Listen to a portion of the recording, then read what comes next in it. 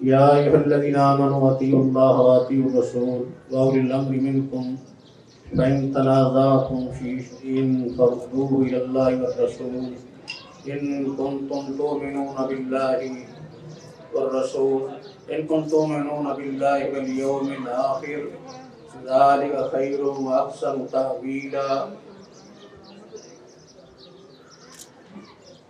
मुअज़्ज़ज़ उलमाए किराम और दानिश्वर हजरात और मुहतरम सामीन, मुझसे कबल भी आपने अहले इल्म व दानिश से अदा किया है। अगरचे मेरा मौजू कोई मुतय्यन नहीं, लेकिन चंद कोई तमहीदी और उसूली बातें आपके सामने रखूँगा। अल्हम्दुलिल्लाह, ये इदारा जिसका नाम अल-हिकमा इंटरनेशनल है, ये एक मिसाली इदारा बनने जा रहा है। एक तो इसी तबार से कि इसने रवायत को खुद अपनाने के साथ साथ जदीदियत का भी अच्छे तरीके से जायज़ा लेने और जदीदियत में से किसको अपनाना है और किसको छोड़ना है, इस फर्क को सामने रखकर रवायत की रोशनी में आगे चलने के लिए एक मिसाली इदारा कायम किया है। ये इदारा अपनी अच्छी कारकर्दगी और क्वालिटी के एतबार से भी एक मिसाली है। मज़ीद मैं ये भी कहूँगा कि अल्हम्दुलिल्लाह ये इदारा कई दीगर अहले इल्म और इदारों के लिए एक मिसाल भी बन चुका है। इसकी कारकर्दगी को सामने रख के कई और भी हजरात ने इस तर्ज पर अपने इदारे शुरू कर दिए हैं। इस लिहाज से भी मिसाली इदारा है। बहरहाल ये असल क्रेडिट जो है वो हमारे बरखरदार कारी शफीकुर रहमान ज़ाहिद, जो इस इदारे के रूह रवा हैं, उनको और उनकी टीम को जाता है, जिन्होंने दिन रात मेहनत करके इदारे को इस नज तक पहुंचाया है और दूसरों के लिए एक मिसाल कायम करती है। दूसरी बात यह है कि इस्लाम का मजाज ये है कि असल तो उसके अंदर रिवायत है। अल्लाह रब्बुल इज़्ज़त के जो अहकाम हैं, उसकी उबूदियत, उसकी बंदगी, उसकी गुलामी, असल ये मकसद है। बाकी इस मकसद तक पहुंचने के लिए इंसान ज़राए इख्तियार करता है। ज़राए इस मकसद तक पहुंचने के लिए खुद वो यानी इल्म को हासिल करने के लिए, शरई अहकाम को मालूम करने के लिए और दूसरों तक पहुंचाने के लिए उसे कई ज़राए और वसाइल इख्तियार करने पड़ते हैं। ज़राए और वसाइल पर शरीयत पाबंदी नहीं लगाती। अहकाम जो हैं वो तो तब्दील नहीं हो सकते, वसाइल और ज़राए ये तब्दील हो सकते हैं। कोई आदमी अपने हालात के मुताबिक, हालात के तकाज़ों के मुताबिक उसमें कोई तब्दीली करना चाहे तो शरीयत इससे नहीं रोकती। इसलिए हमारी शरीयत ये आखिरी शरीयत है और हमागीर और आलमगीर शरीयत है। क़यामत तक आने वाले लोगों की इसके अंदर रहनुमाई मौजूद है। ये हालात जैसे भी हो जाएं, दुनिया के हालात कितने भी तब्दील हो जाएं, दुनिया कितनी भी साइंसी और टेक्नोलॉजी में तरक्की कर जाए, फिर भी शरीयत वहाँ जो है वो ज़रूर रहनुमाई देगी। शरीयत के अंदर रहनुमाई मौजूद है और वो रहनुमाई करती रहेगी। क़यामत तक आने वाले जितने भी मसाइल होंगे, वाक़यात हैं, हादिसात हैं, उनमें हमें शरई तौर पर रहनुमाई मिल जाएगी। हम शरई अहकाम को तब्दील नहीं कर सकते, उसके लिए वसाइल और ज़राए को तब्दील कर सकते हैं। शरई अहकाम जो हैं वो हमारे सामने किताब और सुन्नत की सूरत में मौजूद हैं, जिसको हम वही का नाम देते हैं। वही के जरिए से अल्लाह रब्बुल इज़्ज़त ने हमें अपनी किताब कुरान अता फरमाया है, और नबी सल्लल्लाहु अलैहि वसल्लम की सुन्नत भी है, जो नबी अकरम सल्लल्लाहु अलैहि वसल्लम ने अपनी ज़बान मुबारक से अल्लाह से हासिल करके हम तक जो कुछ पहुँचाया वो सुन्नत कहलाता है। तो नबी अकरम सल्लल्लाहु अलैहि वसल्लम ने जो अल्लाह की तरफ से वही हम तक पहुँचाई है, उस वही के अंदर हम तब्दीली नहीं कर सकते। हालात जो हैं वो जैसे भी तब्दील हो जाए, लेकिन इसका मतलब ये नहीं है कि हम रवायत को इख्तियार करने के साथ साथ जदीदियत को नज़रअंदाज कर दें, क्योंकि असल में जदीदियत एक है जिसको हम कहते हैं तमद्दुन, तरक्की। शरीयत इससे कोई टकराव पैदा नहीं करती। जैसा कि असल शरीय तौर पर हमें जिहाद का हुक्म दिया गया है। नबी अकरम सल्लल्लाहु अलैहि वसल्लम के अहद मुबारक में लोग तीर तलवार से, घोड़ों, खच्चरों से, गधों से जिहाद किया करते थे, लेकिन बाद में जो है वो इस मैदान में, टेक्नोलॉजी के मैदान में तरक्की होगी। तीरों तलवार की जगह पर और असला आ गया, टैंक आ गए, दीगर बहुत से जदीद जो हैं वो आलात हैं जो बाकायदा जंग के लिए इस्तेमाल किए जाते हैं। अब शरीयत ने जिहाद का हुक्म दिया है, लेकिन वसाइल को मुतय्यन नहीं किया, ना बंदी लगाई है कि आप सिर्फ यही जरिया इस्तेमाल कर सकते हैं। इसमें जैसे जैसे दुनिया में तरक्की होती जाएगी वैसे वैसे इस्लाम की तरफ से कोई बंदी नहीं बल्कि इजाजत होगी कि आप उन वसाइल को इस्तेमाल कर सकेंगे। जैसे कि कुरान ने कहा है कि आप आइदु लहुम मसद्दात मिन कुव्वतिन व मिन रिबातिल खैल तुरहिबून बिअदुव्विल्लाह, कि तुम कुव्वत तैयार करो, इस तरह घोड़े तैयार करो दुश्मन से लड़ने के लिए, जिससे दुश्मन को तुम डरा सकते हो।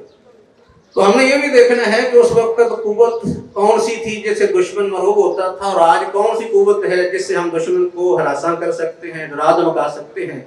उसके मुताबिक ही तैयारी करनी पड़ेगी।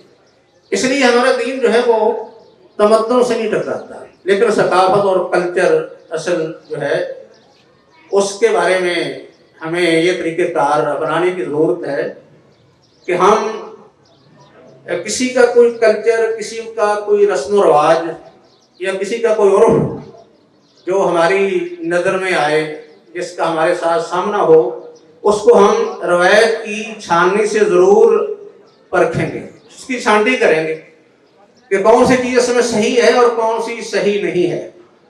नबी अकरम सल्लल्लाहु अलैहि वसल्लम से हमें यही रहनुमाई मिलती है कि आपके वक्त में उस वक्त मुख्तलिफ किस्म के निकाह राइज थे।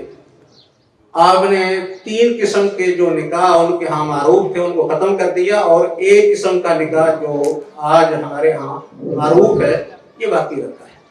इसलिए हमें लोगों के जो रस्म व रवाज हैं या उनकी जो भी उनका कल्चर या तहजीब हम तक पहुँचती है, हमारे सामने आती है, हमारा उसके साथ वास्ता पड़ता है, तो उसको हम इन कुरान और सुन्नत की रोशनी में परखेंगे, उसका जायज़ा लेंगे और उसके बाद फिर उसके बारे में फैसला करेंगे कौन सी चीज़ में सही है और कौन सी गलत है।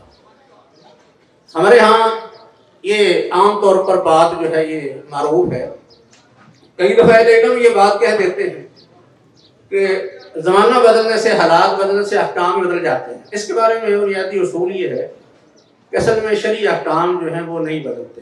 कुरान और सुन्नत में वो अहकाम खासकर जो सराह से बयान हो गए, शरीयत का अहकाम को बयान करने का अंदाज 2 तरह का है। एक ये है कि बिल्कुल सरी अल्फाज किसी हुक्म पर दलालत करते हैं।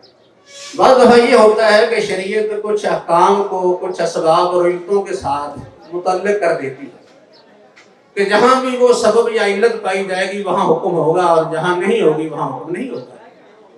इसलिए एक तो शरीयत का ये जो अंदाज है कि वाज़े अल्फाज में अहकाम बयान करने का, इसमें भी ज़ाहिर है कोई तब्दीली नहीं हो सकती।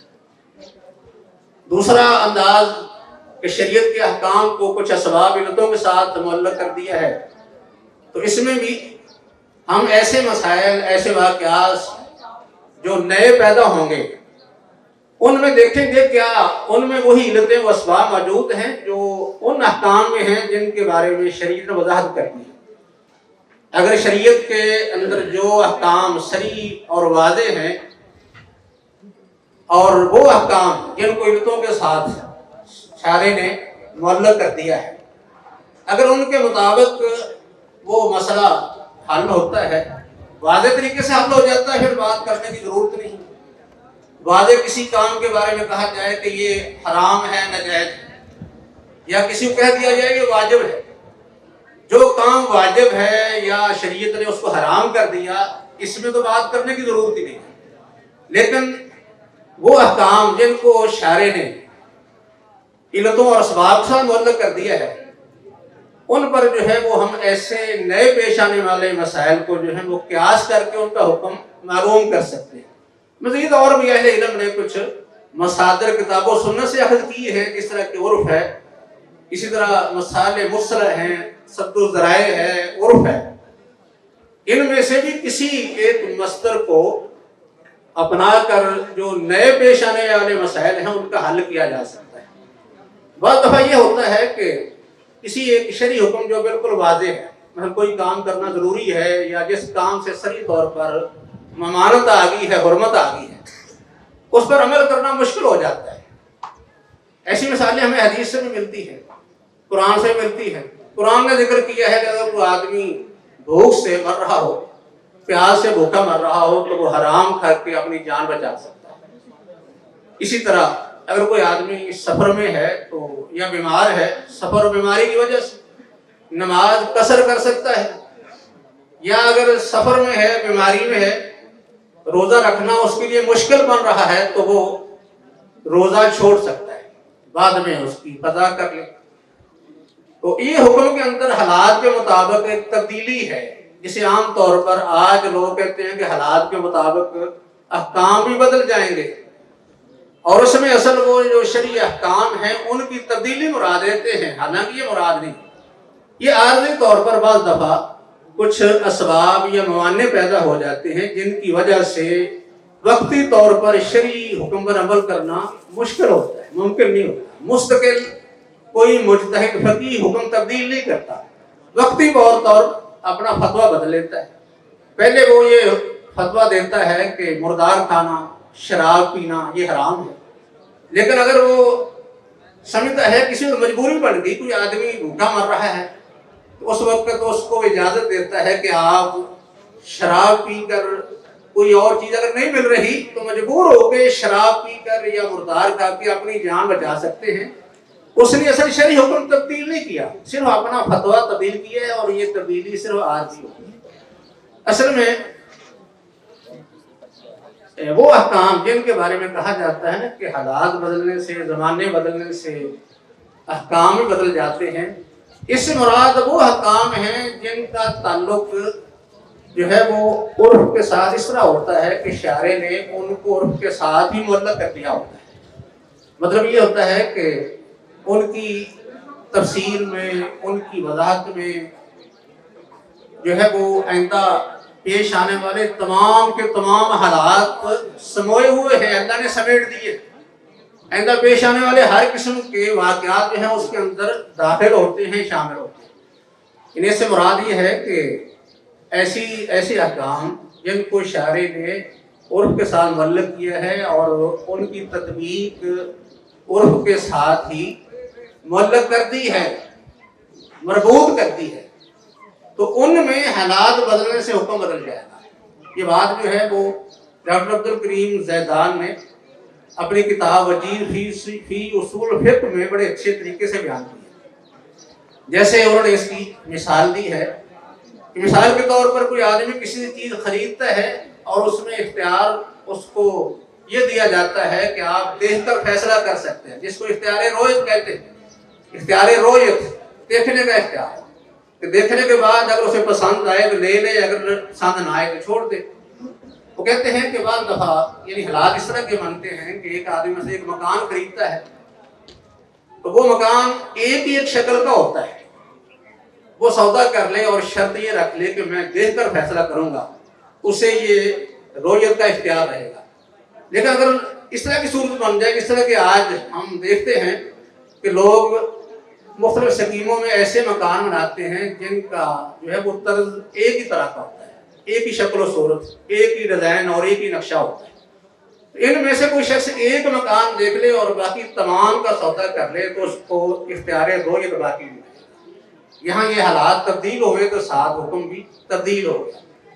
इस तरह जो है वो और भी इसकी मिसालें, जैसा कि कुरान ने जो है वो कुरान ने कहा है मन काना गनीयन फलयस्ताफि मन काना फकीरन फलयाकुल बिल मारूफ। यानी कुछ अहकाम ऐसे हैं कि उनकी तत्बीक और उनका इतलाक शरीयत ने उर्फ पर छोड़ दिया है। इसमें उर्फ बदलेगा तो उर्फ के अंदर लोगों के अखराजात भी बदलते हैं, रहन सहन बदल जाता है, खाने पीने के अखराजात मुख्तलिफ हो जाते हैं।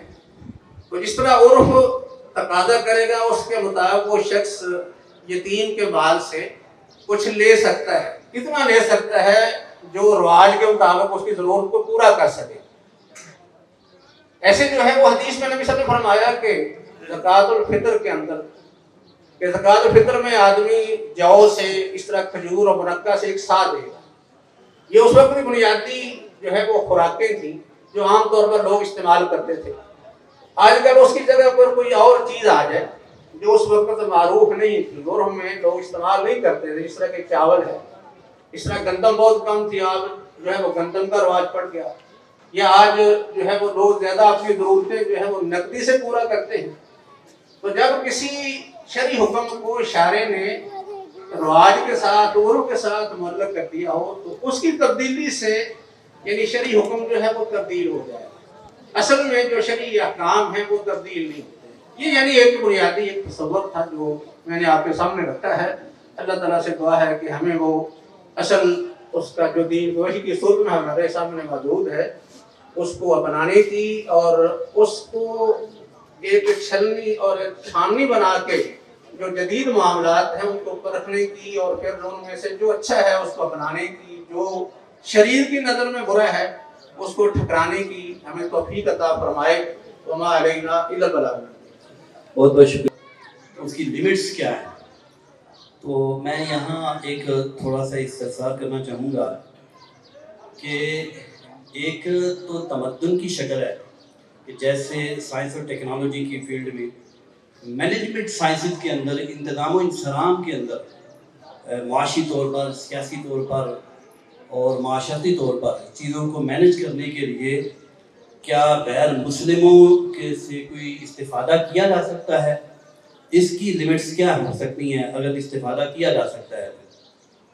हाँ, इसके बारे में असल यही है कि गैर मुस्लिमों से कोई चीज़ अगर हमें इंतज़ाम मिलती है तो लेने में कोई हद नहीं ली जा सकती है, क्योंकि नबी अकरम सल्लल्लाहु अलैहि वसल्लम ने बाज़ दफ़ा ऐसी चीज़ें अपनाई हैं जो उनके यहाँ एक रवाज और चलता था, उस वक्त मुसलमानों के यहाँ नहीं था। जिस तरह की अंगूठी वाला मसला था कि नबी अकरम सल्लल्लाहु अलैहि वसल्लम ने ख़त लिखा तो आपको बताया गया कि जो गैर मुस्लिम हैं, खासकर हुक्मरान हैं, वो ऐसा ख़त कबूल नहीं करते जिस पर मोहर न लगी हो। तो नबी सल्लल्लाहु अलैहि वसल्लम ने इसको ज़रूर समझ कर अपनी एक अंगूठी बनाई थी, इसके ऊपर बाकायदा मोहम्मद रसूलुल्लाह कुंदा था। तो इस तरीके से इसी तरह जब ज़रूरत बनी तो आपने ज़ैद बिन साबित को ज़बान सीखने के लिए भी कह दिया कि आप जो है वो ज़बान सीखें, यहूद की ज़बान सीखें, क्योंकि उनके मकर से हम अमन में नहीं है। तो इस तरह जो है वो कोई गैर मुस्लिम की अच्छी चीज़ मुसलमानों के लिए नहीं साबित होती है, ख़ासकर इंतज़ाम में, इस तरह टेक्नोलॉजी में, कोई और जिस तरह के आजकल नई नई इजादात है, मशीनरी है, खुसूसी तौर पर असलिया है। तो इन चीज़ों को लेने में कोई हद नहीं, क्योंकि चीज़ें बेजाते ही कोई मुस्लिम या गैर मुस्लिम नहीं होती, इससे फ़र्क नहीं पड़ता। असल तो इन चीज़ों में इस्तेमाल की वजह से हुक्म मुख्तलिफ होता है, इस्तेमाल कैसा है। अगर इनका इस्तेमाल अच्छा है तो शरई तौर पर उसमें कोई हद नहीं, अगर इस्तेमाल नाजायज़ है तो फिर वो चीज़ें जो है वो यानी ममनू होंगी। जैसे एक आदमी जो है वो एक बंदूक बनाता है और इससे जिहाद करता है, वही उसका अमल नेकी है, लेकिन अगर इसी अमल को वो लोगों के लिए यानी उनकी कत्ल गारत के लिए इस्तेमाल करता है तो यही अमल उसका बुरा बन जाता है। इंतज़ाम इंसराम के हवाले से जैसे सियासी तौर पर معاملات کو مینج کرنے کے لیے اکثریت کی بیس پہ فیصلے کیے جاتے ہیں، جبکہ اسلام نے واضح طور پر ہمیں اہلیت کی بنیاد دی ہوئی ہے۔ تو کیا ہم پھر یہ جو ایک نان مسلم طریقہ ہے وہ ہے چیزوں کو مینج کرنے کا، سیاسی طور پر یہ ڈیسیجن لینے کے لیے کیا رائٹ ہے کیا رانگ ہے، وہ اکثریت کی بیس پہ فیصلے کرتے ہیں، تو کیا ہم بھی اس طرح کر کے ان سے یہ استفادہ کر سکتے ہیں کہ اکثریت کی بیس پہ فیصلے کرنے شروع کر دیں، یا اہلیت کو دیکھا جائے؟ اصل میں تو اہلیت کی بنا پر فیصلے ہونے چاہیے۔ شریعت کے اندر کسی کو کوئی عہدہ منصب اگر ملا ہے تو اہلیت کی بنا پر ہی تھا۔ ابو بکر کو نبی صلی اللہ علیہ وسلم نے اپنے مسئلے پر کھڑا کیا ہے تو یہ بھی اہلیت ہی تھی، اس کی بنیاد نہیں۔ اسی طرح اگر آپ نے حضرت خالد بن ولید کو سپہ سالار بنایا ہے تو یہ بھی اہلیت کی بنیاد پر تھا۔ حضرت ابو بکر کو آپ نے فوج کا سپہ سالار نہیں بنایا اور حضرت خالد بن ولید کو اپنے مسئلے پر کھڑا نہیں کیا۔ اصل بات وہ اہلیت کی ہے۔ نبی علیہ وسلم نے جس کے اندر جو اہلیت دیکھی وہی آپ نے ان کو جو ہے وہ لقب دیا ہے۔ کسی کو اقضا کہا ہے، کسی کو اکرم کہا ہے، لیکن اہل علم اگر درجے میں برابر ہوں تو پھر ان میں سے اکثریت کا لحاظ رکھنے میں کوئی حد نہیں۔ یعنی اچھے لوگ ہوں، صاحب علم و دانش ہوں، تو ایسے لوگوں میں اگر زیادہ یعنی اکثریت کا جمہور کا اعتبار کرنے میں کوئی حرج نہیں۔ اس کی مثال ہمارے سامنے حضرت عمر رضی اللہ تعالیٰ عنہ کا طریقہ کار تھا۔ انہوں نے خلیفہ کے چناؤ کے لیے 6 رکنی کمیٹی بنائی تھی اور کہا جس پر تم اتفاق کر لو، مطلب یہ ہے کہ یا جس پر جو ہے وہ زیادہ کا اتفاق ہو جائے تو وہ خلیفہ بن سکتا ہے، لیکن اس میں اہلیت میں لوگ یہ برابر ہوتے ہیں۔ اس طرح یعنی کثرت قلت کا فرق نہیں کیا جائے گا، جس طرح کہ لوگ عام طور پر ہمارے یہاں جمہوری نظام میں ہوتا ہے، جس میں ایک عالم اور ایک مفتی اور ایک جاہل ان پڑھ، جس میں مسلم غیر مسلم سب برابر ہو جاتے ہیں۔ اس طریقے سے اکثریت کا کوئی اعتبار نہیں ہوگا ہمارے یہاں۔ ایک چھوٹا سا سوال ہے کہ اقلیت کے اگر دیکھا جائے تو 3 ادوار بنتے ہیں، ایک یونانی دور ہے اور دوسرا وسطیٰ ہے اور تیسرا جسے آپ روشن دور اور جدید دور کہتے ہیں۔ تو اس دور میں زیادہ تر لاجیکل مسائل ڈسکس کیے جاتے ہیں اور زیادہ تر لاجک ہی مانگی جاتی ہے، تو ہمارے فتاوے اور اسی طرح اہل علم زیادہ تر دلیل پہ زور دیتے ہیں، زیادہ استدلال پہ نہیں آتے۔ اسی طرح جو ہے وہ زیادہ فتوے پر زور دیتے ہیں، رہنمائی پر نہیں آتے۔ لوگ ان چیزوں کو باقاعدہ لاجیکلی طور پہ دیکھنا چاہتے ہیں۔ ہم فتاوی جات دیکھتے ہیں تو بن باز کا فتویٰ رحمہ اللہ کا وہ پاکستان میں نقل کر دیا جاتا ہے بے نمازی کے متعلق یا بے دین کے متعلق، وہاں کے حالات بالکل اور ہیں، یہاں کے حالات بالکل اور ہیں۔ تو ہم اہل علم ان چیزوں کو کیسے جمع کر کے لے کے چل سکتے ہیں کہ ہم دلیل کو بھی دیکھیں اور وہاں استدلال کا بھی مدار بنائیں، جیسا کہ آپ کا ایک مدار ہے کہ استدلال کو دلیل کو دونوں کو لے کے چلتے ہیں، تو کیسے ہم اس کو جمع کر سکتے ہیں؟ اس میں یہ ہے کہ اصل تو پھر احکام کی بنیاد جو ہے وہ دلیل ہی ہوتی ہے، لیکن اس کے ساتھ ساتھ جیسا کہ یہ بات میں نے پہلے بھی کہی ہے کہ اگر حالات کا تقاضا ایسا بن جائے، کوئی اضطراری مجبوری صورت ایسی بن جاتی ہے تو وقتی طور پر اس میں حکم جو ہے تبدیل کیا جا سکتا ہے۔ تبدیل کرنے سے مراد یہ نہیں کہ ہم بالکل شرعی احکام کی حدود سے اس کے دائرے سے نکل گئے، بلکہ شریعت کے اندر ہمیں 2 طرح کے احکام دیے گئے ہیں۔ ایک کو ہم عزائم کہتے ہیں اور دوسرے کو رخصتیں کہتے ہیں۔ عزائم اصلی احکام ہوتے ہیں جو تمام لوگوں کے لیے عام حالات میں ہوتے ہیں، اور رخصتیں وہ ہوتی ہیں کہ جب خاص حالات پیدا ہو جائیں، خاص اشخاص کے لیے تو شرعی طور پر ہمیں کچھ رعایت رخصت مل جاتی ہے، اس رخصت سے فائدہ اٹھا سکتے ہیں، لیکن یہ تبدیلی جو ہے واضح ہوئی۔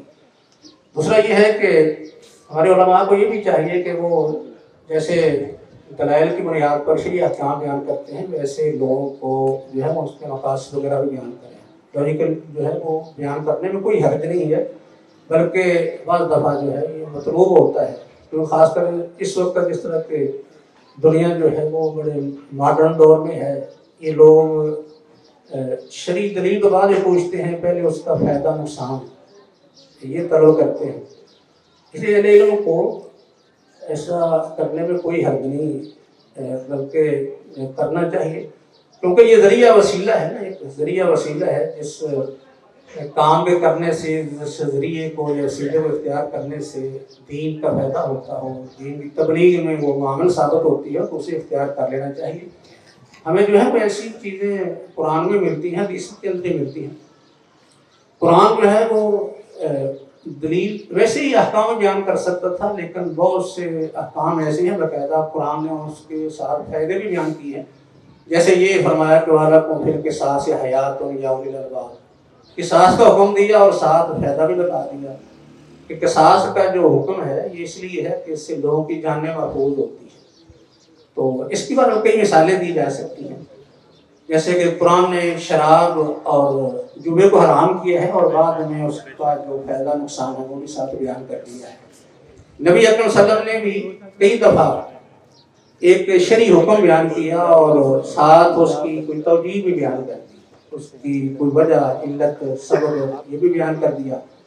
जैसा कि आपने ये फरमाया कि मैं तुम्हें कुन्तु नहयतुकुम अन इद्तिखार लुहूमिल अज़ाई लिअजलि दावती, मैं तुम्हें कुर्बानी के गोश्त ज़ख़ीरा करने से रोकता था और उसकी वजह ये थी कि बाहर से कुछ फकीर कंगाल लोग आए हुए थे, उनकी ज़रूरतें पूरी करने के लिए ऐसा किया था। अब तुम ज़ख़ीरा कर सकते हो, खा सकते हो, खिला सकते हो, ज़ख़ीरा भी कर सकते हो।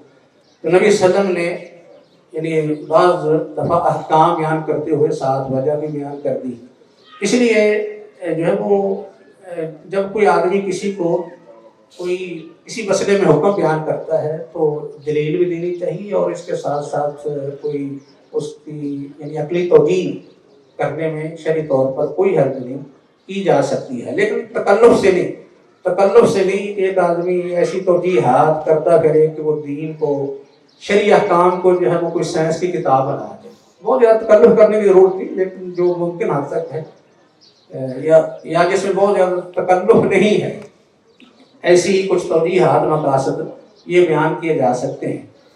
बस बल्कि बस औक़ात ये भी हमें ये मिलता है कि नबी सल्लल्लाहु अलैहि वसल्लम को बाद दफ़ा कुछ काम पसंद थे तो आपने देखा कि उसकी कोई ख़ास रीज़न है तो आपने वो काम छोड़ दिया। जैसे आपकी ख्वाहिश थी कि बैतुल्लाह की तामीर इब्राहिमी बुनियादों पर कर दें, लेकिन आपने हज़रत आयशा रज़ियल्लाहु तआला अन्हा ने जैसे बयान किया इस वजह से छोड़ दिया।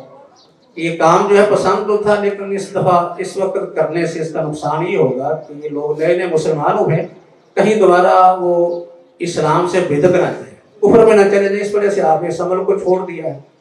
यानी आपने जो काम यानी करना था उसका मकसद या उसकी जो उसके नुकसानात थे या उसका जो अंजाम था वो भी आपने सामने रखा है।